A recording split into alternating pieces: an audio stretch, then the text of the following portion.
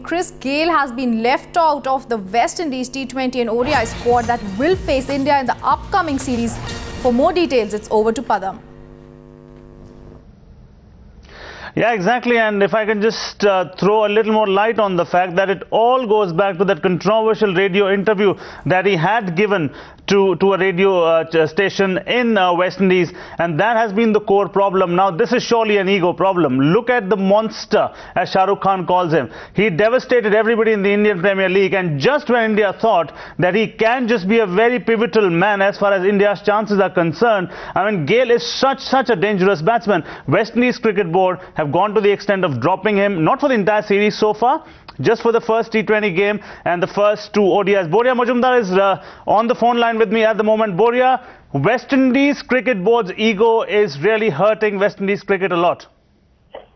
You know, you can't only say that the West Indies Cricket Board is hurting. I mean, you have to say, what about Chris Gayle? I mean, why isn't there an overture from his side as well? Look, this club and country debate, I keep saying this is going to determine the future of world cricket, not only in India, but in all parts of the world. And all cricket boards, the ICC, everyone has to be more socially responsible, as will have to be the players. It's now the time of choice. Whether you give franchise cricket more importance, or whether you say that, okay, certain series are more important than the others. How do you play your national team? How do you look after your players? All of these are very burning issues that are, confronting the cricket boards at this point in time. And here, obviously, West Indies without Chris Gayle, when he's such, imperious form, will be a half-depleted side against an India. If they would have beaten India, it would have been a statement made to the world, because more so when India is not sending its full-strength side.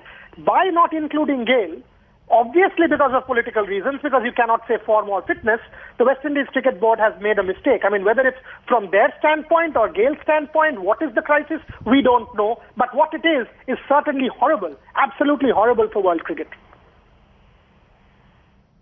Boria, if I can you just said, I mean, also from Gayle's side, what could Gayle do if the board is not picking him up? I mean, what can a player do?